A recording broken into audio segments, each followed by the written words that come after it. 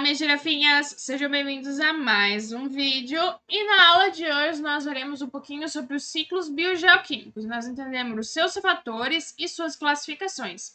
Eu sou a professora Tayane Amorim e a matéria é Biologia. Então, o que nós vamos ver em específico? Então, nós vamos ter uma pequena introdução sobre os ciclos biogeoquímicos. Nós vamos conhecer os fatores necessários, as suas classificações, os tipos de ciclos, a sua importância e os fatores que influenciam esses ciclos. Então, primeiramente, são processos que ocorrem na natureza para garantir a reciclagem de elementos químicos. Esses ciclos, eles possibilitam que os elementos interajam com o meio e também com nós, seres vivos. Permite que o elemento consiga fluir pela atmosfera, hidrosfera, litosfera e biosfera. Então, quais são os fatores necessários para os ciclos biogeoquímicos? Então, nós precisamos de reservatório do elemento químico, tanto a atmosfera, hidrosfera ou a crosta terrestre, a existência de seres vivos, a movimentação do elemento químico pelo ambiente e pelos seres vivos de um ecossistema. Então, quais são as classificações? Eles podem ser classificados em dois grupos principais, os gasosos e os sedimentares. Então, o reservatório principal dos gasosos é a atmosfera. Os elementos entram e saem da biosfera em sua forma gasosa. Os sedimentares, o reservatório principal é a crosta terrestre. Então, os tipos de ciclo. Quais são os principais ciclos biogeoquímicos que nós podemos encontrar, então, na natureza? Então, nós vamos ver aqui alguns. O ciclo da água, o ciclo do carbono, o ciclo do oxigênio, o ciclo do nitrogênio e o ciclo do fósforo. Então, esses 5 são os 5 principais que nós mais vemos nos dias. Então, primeiramente, o ciclo da água. Então, é a transformação desse recurso na natureza, representado basicamente pelas mudanças do seu estado físico, podendo ser pelos fenômenos de evaporação como transpiração. A água é fundamental, então, para a vida e pode ser encontrada na natureza nos seus 3 estados físicos, podendo ser líquido, gasoso e o sólido. A maior parte é encontrada, então, na forma líquida, nos rios, principalmente. Então, ocorre da seguinte forma. A água presente em lagos, rios e oceanos vai sofrer a evaporação e as plantas vão liberar parte da água que absorvem através da sua transpiração. O vapor de água vai encontrar as camadas mais altas da atmosfera e, com o resfriamento, o vapor vai condensar e formar as nuvens que precipitam na forma de chuva, atingindo novamente a superfície terrestre em sua forma líquida. Após infiltrar no solo, é absorvida pelas plantas e os animais podem ingerir diretamente ou através da sua alimentação. O ciclo do carbono corresponde ao movimento do carbono na natureza. É o elemento que constitui as moléculas químicas e o ciclo inicia com a captação de gás carbônico, o CO2, pelos organismos e ocorre a fixação desse elemento pelos seres autótrofos, pela fotossíntese ou pela quimiossíntese. Em termos de equação química, nós temos os processos, então, da luz solar ali, da energia, da água e do gás carbônico. E ele é transformado, então, pela fotossíntese em glicose e oxigênio. E conforme, então, nós pegamos, então, a matéria orgânica, a glicose e o oxigênio, e nós devolvemos para a natureza em forma de gás carbônico, água e energia, que é a respiração. Os seres autótrofos fixam o carbono na forma de compostos orgânicos. Assim, ficam disponíveis para os seres produtores, consumidores e decompositores através dessa cadeia alimentar. O CO2 retorna para o meio ambiente através da respiração, decomposição ou a queima de combustíveis fósseis. O ciclo do oxigênio consiste, então, no movimento desse elemento entre os seus 3 reservatórios principais, a atmosfera, a biosfera e a litosfera. É o elemento mais abundante no planeta e ele é liberado e consumido pelos seres vivos em diferentes formas químicas, sendo um ciclo um pouco mais complexo. Então, a fotossíntese é a principal responsável pela produção de oxigênio.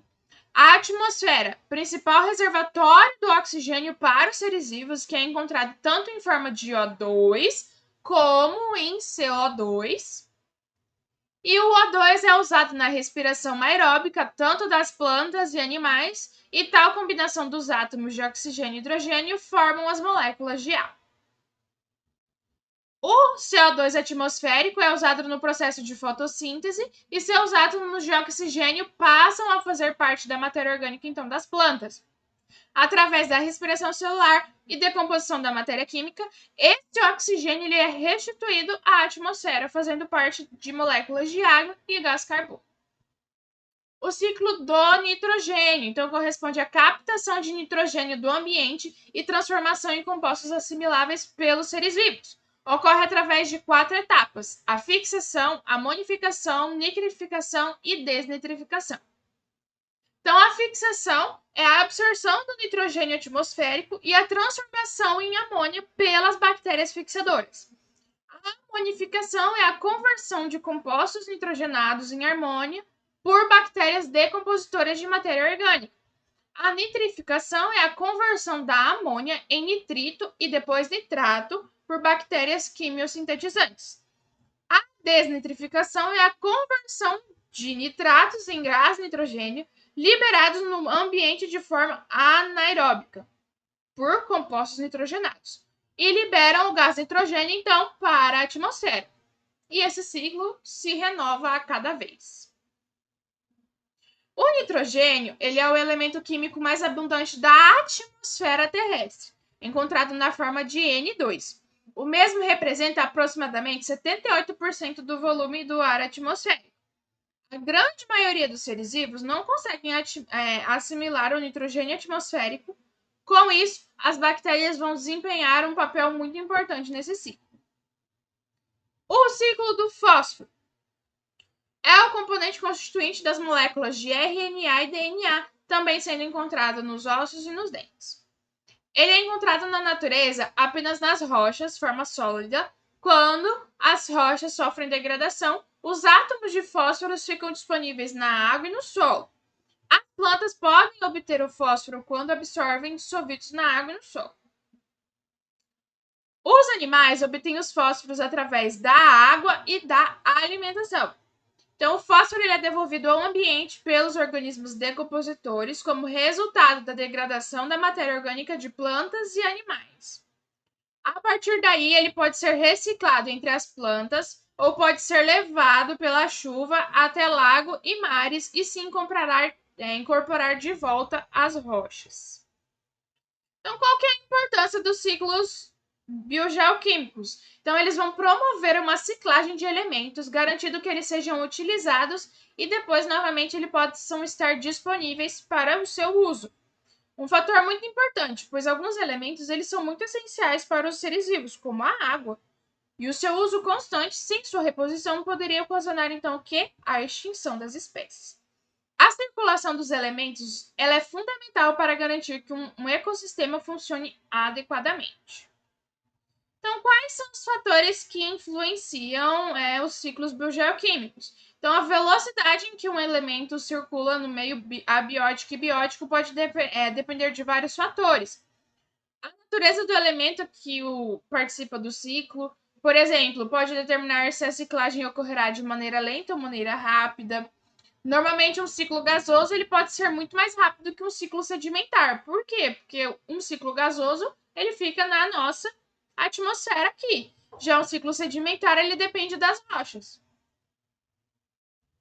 Outro ponto importante para a velocidade da ciclagem dos nutrientes é a taxa de crescimento dos seres vivos e da sua decomposição.